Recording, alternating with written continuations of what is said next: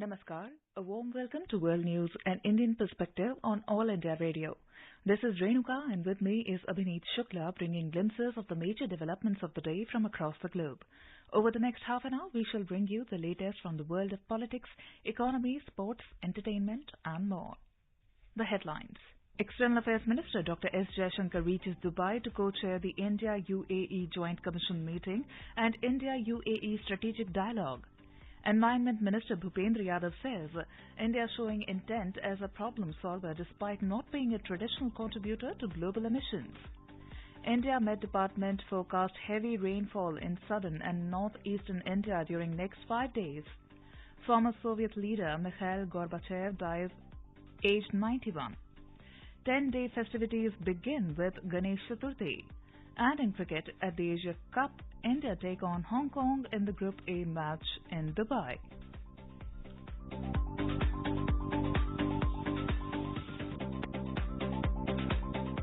And now the news in detail. External Affairs Minister of India, Dr. Jaishankar, has reached Dubai on a 3-day visit to the United Arab Emirates. During his visit, he will co-chair the 14th India-UAE Joint Commission meeting and the 3rd India-UAE Strategic Dialogue with Foreign Minister of UAE, Sheikh Abdullah bin Zayed Al Nahyan. Dr. Jaishankar will also meet other dignitaries of the UAE. The External Affairs Ministry said these meetings will provide an opportunity to review the entire spectrum of comprehensive strategic partnerships between India and the UAE. It said there has been a regular exchange of high-level interaction between India and UAE. Prime Minister Narendra Modi paid a visit to Abu Dhabi in June this year and met UAE President Sheikh Mohammed bin Zayed Al Nahyan. Both the leaders also held a virtual summit in February this year, during which India-UAE Comprehensive Economic Partnership Agreement was signed. Both the leaders also participated in the I2U2 summit in July this year.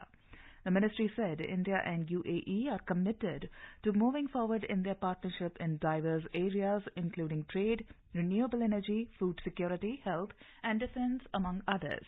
More from our correspondent. The bilateral relations between India and the UAE have strengthened in all sectors in recent years. Both sides have collaborated closely during the COVID-19 pandemic in critical areas of healthcare and food security. Bilateral trade, investment, and energy relations have remained robust between the two countries. Two sides are also strengthening their cooperation in new areas of renewable energy, startups, and fintech. The UAE is India's third largest trade partner. Around 35 lakh Indians live in the UAE and play a major role in the economic development of the UAE. Bhupendra Singh for AIR News. In Iraq, Shiite cleric Muqtada al-Sadr ordered his followers to end their protests in central Baghdad on Tuesday.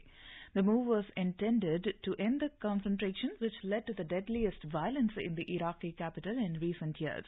According to media reports, the cleric apologized to Iraqis after 22 people were killed in clashes between an armed group loyal to him and rival Shiite Muslim factions. Monday's clashes between rival factions of Iraqi Shiite majority followed 10 months of political deadlock since Iraq's October parliamentary election. Mr. Sadr emerged as the main winner in the election but failed in his efforts to form a government with Sunni Muslim Arab and Kurdish parties. India and France held consultations on the UN Security Council and other multilateral issues on Tuesday in Paris. Both sides had an in-depth exchange of views on various thematic and country-specific issues on the agenda of the UN Security Council in keeping with the India-France strategic partnership. Both sides agreed to strengthen their ongoing cooperation at the multilateral platform on issues of mutual interest, including counterterrorism, UN peacekeeping and reformed multilateralism. Both sides briefed each other about their priorities during France and India's upcoming presidencies of the UNSC. France will assume the presidency of the UNSC in September, while India will do so in December. They also held discussions on initiatives around the high-level week of the upcoming 77th session of the UN General Assembly in September 2022. Ukrainian President Volodymyr Zelensky held an informal conversation with French President Emmanuel Macron Tuesday night, during which the leaders discussed the International Atomic Energy Agency IAEA mission to the Zaporizhzhia nuclear power plant. According to reports, citing Zelensky's spokesman Serhiy Nikiforov, the IAEA expert mission headed by Director General Rafael Grossi arrived in Ukraine Tuesday to inspect the NPP. The mission consists of 13 experts without representatives from the US, the UK and Russia, the Ukrainian broadcaster 1+1 reported. The IAEA inspection will continue till the 3rd of September. The Zaporizhzhia plant, located on the left bank of the Dnieper River, is the largest nuclear power plant in Europe in terms of the number of units and output. Since March, the facility and surrounding areas have been controlled by the Russian military. The plant has recently been a target of intensive shelling by Ukrainian forces, raising international concerns over a possible nuclear disaster. China's factory activity continued to shrink for a second straight month in August. Our Beijing correspondent reports new COVID infections, heat waves, and an embattled property sector have weighed on production, slowing down the Chinese economy. A government survey released on Monday showed that the Manufacturing Purchasing Managers Index rose to 49.4 in August from 49 in July, but remained in contraction territory. The 50-point mark separates contraction from growth. According to data from the National Health Commission, all mainland Chinese provinces have identified locally transmitted COVID-19 cases in the past 10 days. China has placed millions of its citizens under new lockdown after fresh outbreaks of COVID-19 in all the provinces in mainland China as the government persists with its strict zero COVID policy. The Border Security Force, BSF, duly handed over 88 Bangladeshi fishermen along with 2 fishing trawlers to the Border Guard Bangladesh, BGB.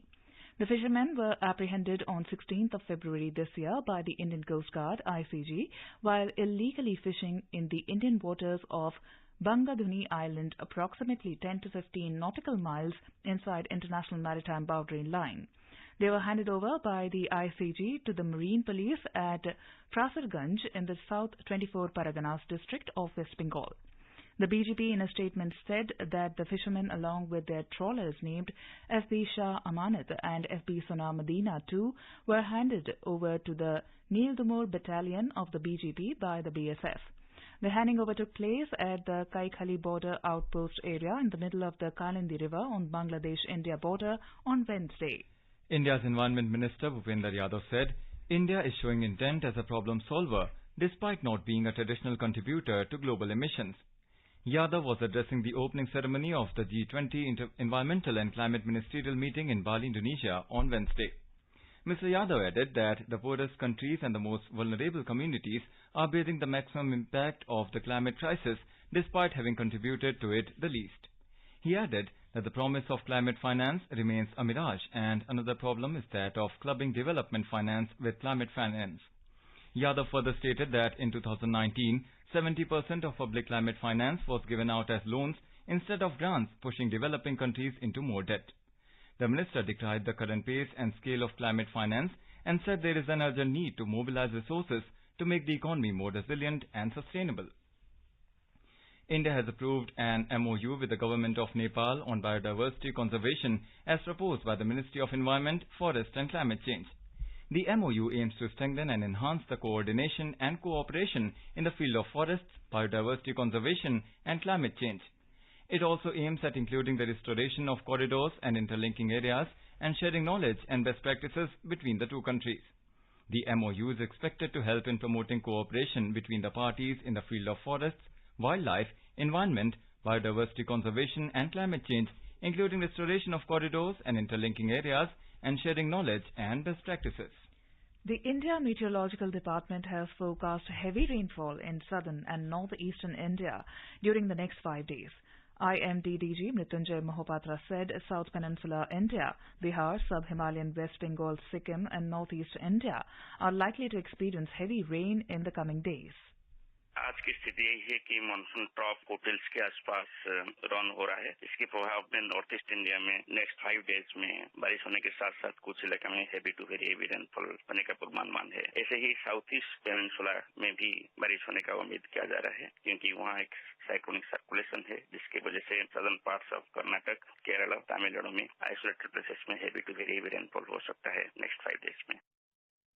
In today's Hotspot section, we bring you a discussion on the role of Mikhail Gorbachev in the ending of the Cold War and the disintegration of the Soviet Union. In conversation with G. Parthasarathy, former diplomat, and Manas Pratim Bhuyan, journalist.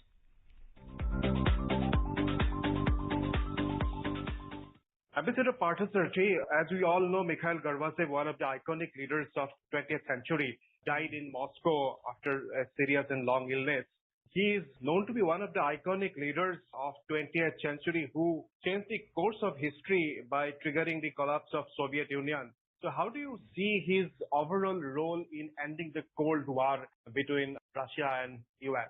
Well, I think let's be quite clear. The collapse of the Soviet Union is seen by most people in Russia as a disaster, for which they hold Gorbachev responsible. But then Gorbachev, when he took over, made it clear that the system was weakening, that there is a need for democratization, and the problems followed.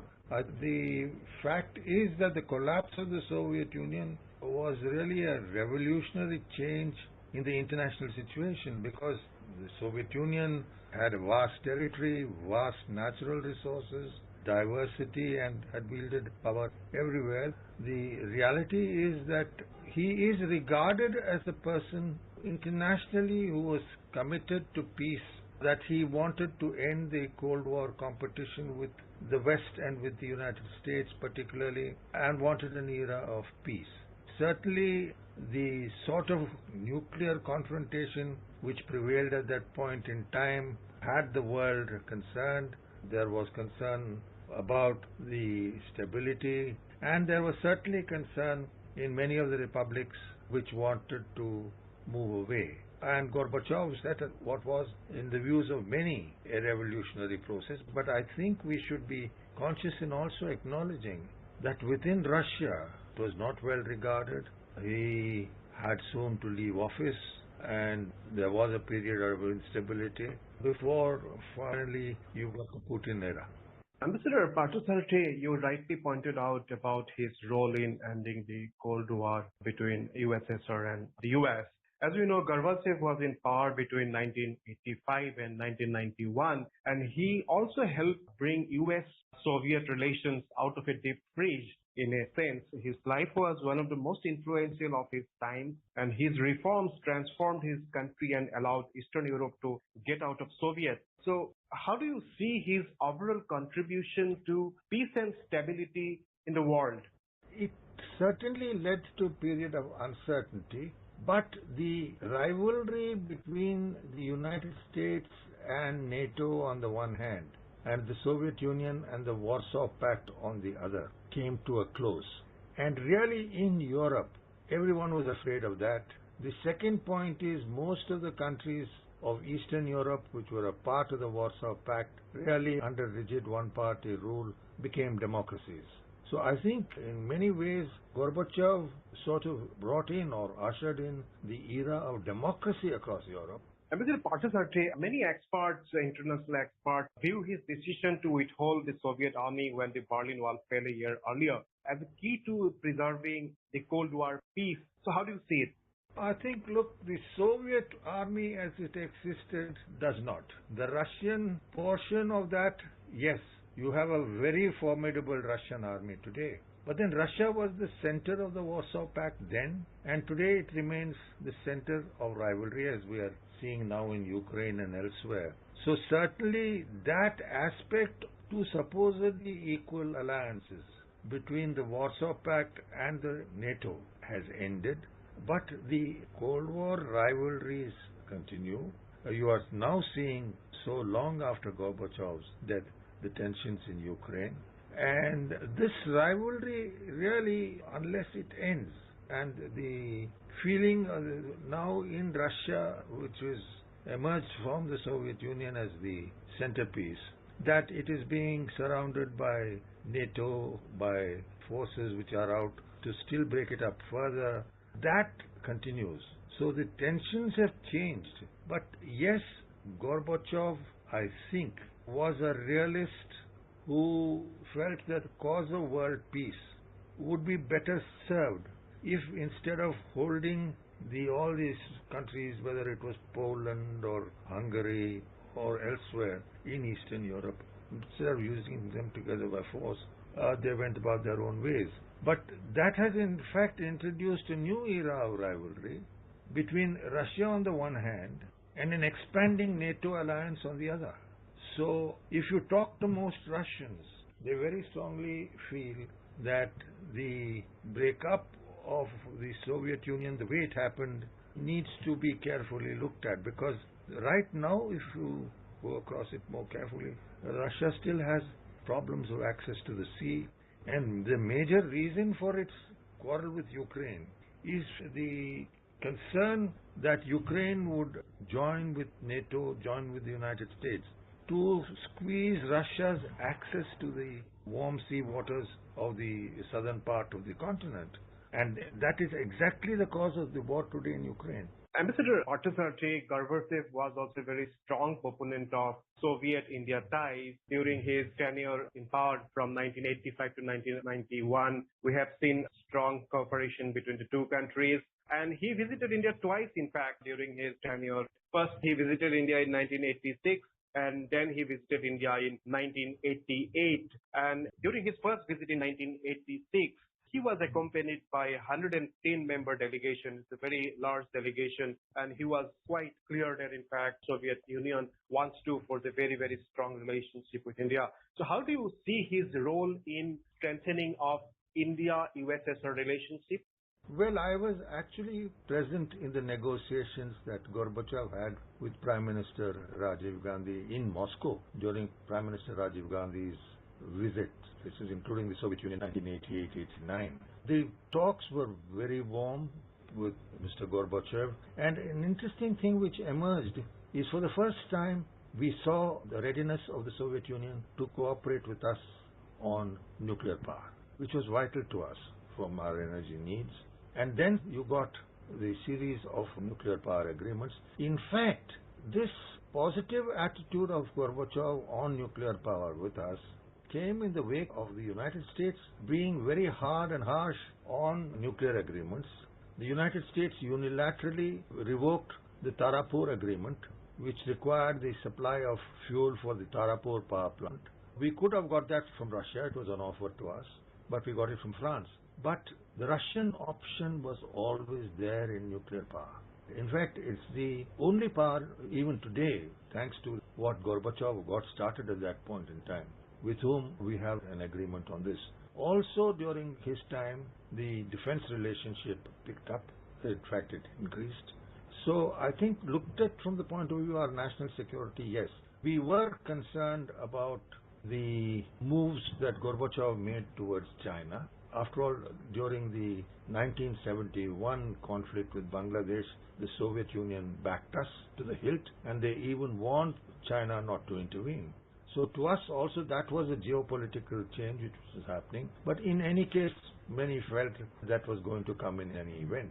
So as I said, his contribution towards strengthening our defense structure, more important in the economic field and on disarmament. He was one with India on disarmament, on total nuclear disarmament, and we did work on him at that period. There was our own plan in 1988 in the UN which we presented for total nuclear disarmament on a nuclear weapons-free world.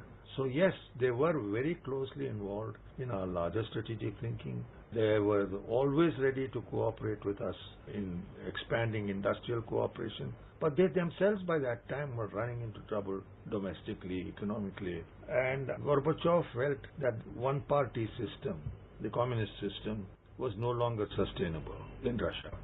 Thank you so very much, Ambassador Parthasarathy, for your detailed perspective about Gorbachev's overall contribution to global peace and stability. Thank you so much.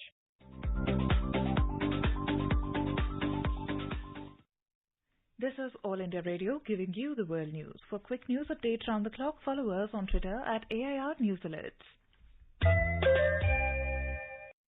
The festival of Ganesh Chaturthi is being celebrated across the country with great enthusiasm. The day also marks the beginning of the 10-day-long Ganeshotsav, the most popular and favorite festival of Maharashtra. During the festival, people from different sections of society worship Lord Ganesh, the symbol of wisdom, prosperity and good fortune. On this day, people bring new idol of Ganesha and worship him for 10 days and immerse the idol in pond, river, sea or a local water body. President Draupadi Murmu, Vice President Jagdeep Dhankhar and Prime Minister Narendra Modi have greeted the people on the occasion of Ganesh Chaturthi. The World Bank has hailed India's approach to overcoming the challenges faced during the coronavirus pandemic. It said India adopted a whole-of-government approach to stimulate local production that helped reduce unit prices and the dependency on global supplies during the COVID-19 pandemic, even as no compromises were made on quality in the largest procurement exercise conducted by the government. The World Bank report takes a close look at the initiatives taken by the Centre to ensure a sustained supply of essential medical commodities during the critical initial phase of the pandemic, including efforts to develop the local market following a whole-of-government approach. The report lists certain global experiences and summarizes the procurement innovations undertaken by the Centre, including its efforts to develop the domestic market for essential COVID commodities and life-saving equipment. All India Radio is celebrating 75 years of freedom with a series, Azad Bharat Ki Baat Akashvani ke Saath. It showcases the journey of India since independence in various walks of life through the storytelling of All India Radio. In today's Potpourri segment, we bring you the story of the formation of BJP governments at the centre.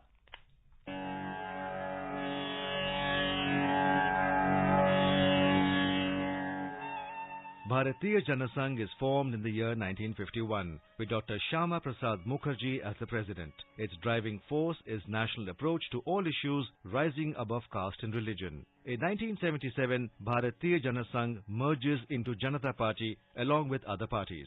In 1980, due to differences with Janata Party, members of the erstwhile Janasangh come out and form Bharatiya Janata Party with Atal Bihari Vajpayee as its founder president. In the 1989 general elections, BJP wins 85 seats and supports Janata Dal government with VP Singh as the Prime Minister. In 1991 general elections, BJP wins 120 seats. In 1996, BJP wins 161 Lok Sabha seats and emerges as the single largest party in parliament. Atal Bihari Vajpayee is sworn in as the Prime Minister, but government resigns after 13 days as it fails to get majority. हम भी अपने ढंग से देश की सेवा कर रहे हैं और अगर हम देशभक्त न होते और अगर हम निस्वार्थ भाव से राजनीति में अपना स्थान बनाने का प्रयास न करते और हमारे इन प्रयासों के पीछे 40 साल की साधना है। ये कोई आकस्मिक जनादेश नहीं है, कोई चमत्कार नहीं हुआ है। हमने मेहनत की, हम लोगों में गए, हमने संघर्ष किया है। पार्टी 365 दिन चलने वाली पार्टी है। ये कोई चुनाव में कुकुर मुक्के की तरह से खड़ी होने वाली पार्टी नहीं। आज हमें अकारण कटघरे में खड़ा किया जा रहा है क्योंकि हम थोड़ी ज्यादा सीटें नहीं ले सके। हम मानते हैं हमारी कमजोरी है, हमें बहुमत मिलना चाहिए। राष्ट्रपति ने हमें अवसर दिया, हमने उसका लाभ उठाने की कोशिश की है, हमें सफलता नहीं मिली, वो अलग बात है। लेकिन हम फिर भी सदन में सबसे बड़े विरोधी दल के रूप में बैठेंगे और आपको हमारा सहयोग लेकर सदन चलाना पड़ेगा, इस बात को मत भूलिए। In 1998, BJP forms a coalition government under the banner of National Democratic Alliance, with Atal Bihari Vajpayee as the Prime Minister. But this government falls in 1 year. In 1999, Atal Bihari Vajpayee becomes the Prime Minister for the third time, and the BJP alliance completes its full term of 5 years. In the 16th Lok Sabha elections in 2014, BJP-led NDA under the leadership of Narendra Modi sweeps to power. BJP becomes the first party in over 30 years to secure majority in the Lok Sabha on its own with 282 seats. समाज की आखिरी पंक्ति में खड़े आखिरी व्यक्ति तक सरकारी लाभ पहुंचे, ये सुनिश्चित करना, यही तो है सबका साथ सबका विकास। जब सरकारी मशीनरी का लक्ष्य हर पात्र व्यक्ति तक पहुंचने का, तो फिर पक्षपात, भेदभाव टिक ही नहीं सकता। इसलिए हमारा ये सेवा भाव अभियान सोशल जस्टिस, सामाजिक न्याय का बहुत बड़ा माध्यम है। In 2019, in the 17th general elections, under the leadership of Prime Minister Narendra Modi, BJP scripts history by winning 303 seats on its own. हमारे देश में दशकों तक कुछ राजनीतिक दलों ने सिर्फ वोट बैंक की राजनीति की। कुछ लोगों को ही वायदे करो, ज्यादातर लोगों को तरसा कर रखो, भेदभाव, भ्रष्टाचार, ये सब वोट बैंक की राजनीति का साइड इफेक्ट था। लेकिन भाजपा ने इस वोट बैंक की राजनीति को न सिर्फ टक्कर दी है, बल्कि इसके नुकसान देशवासियों को समझाने में भी सफल रही।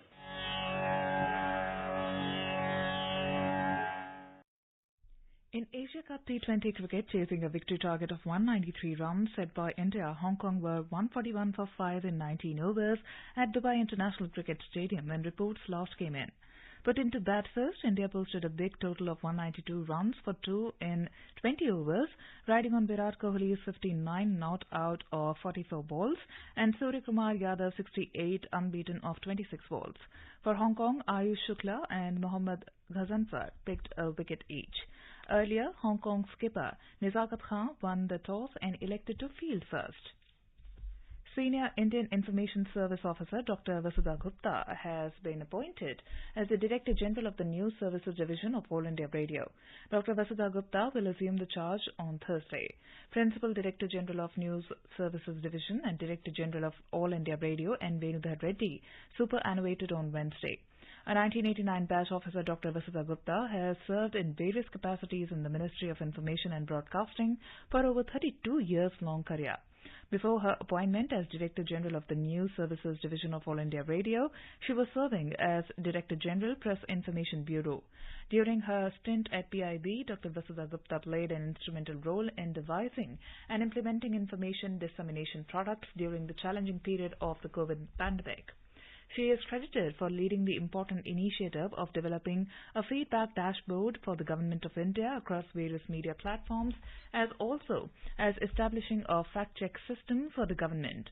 A PhD holder in finance from the Indian Institute of Technology, Delhi, Dr. Vasudha Gupta helped in the introduction of social media platforms in regional languages through All India Radio, while she was posted as Additional Director General in All India Radio News.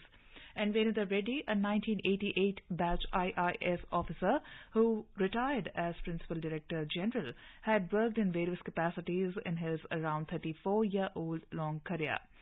Earlier, he served as Joint Secretary in the Department of Investment and Public Asset Management.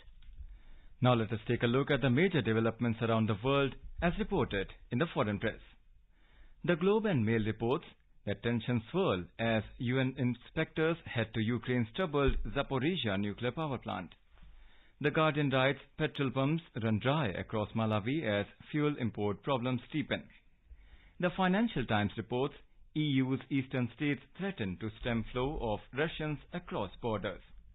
The Wall Street Journal says social media firms would have to consider children's health under bill passed by California legislature. The Japan Times report Japan to ease tourism restrictions and raise daily arrival cap to 50,000. The Washington Post writes Solomon Island bans foreign navies from docking in blow to US and UK. And now a quick look at the headlines once again. External Affairs Minister Dr. S. Jaishankar reaches Dubai to co-chair the India-UAE Joint Commission meeting and India-UAE Strategic Dialogue. Environment Minister Bhupendra Yadav says India showing intent as a problem solver despite not being a traditional contributor to global emissions. India Met Department forecasts heavy rainfall in southern and northeastern India during next 5 days. Former Soviet leader Mikhail Gorbachev dies aged 91. 10-day Ganesh Festival begins with Ganesh Chaturthi, and in cricket at the Asia Cup, India beat Hong Kong by 10 runs in the Group A match in Dubai. And now, before we end, let us listen to Mahatma Gandhi's favorite bhajan, Vaishnava Jan, by artists from Trinidad and Tobago on their National Day.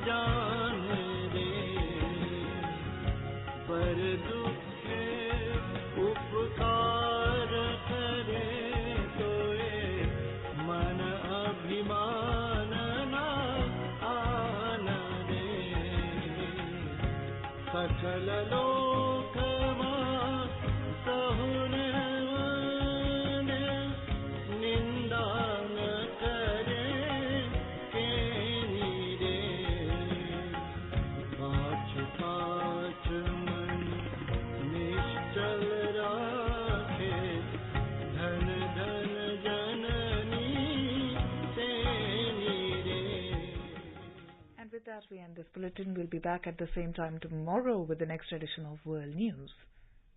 News.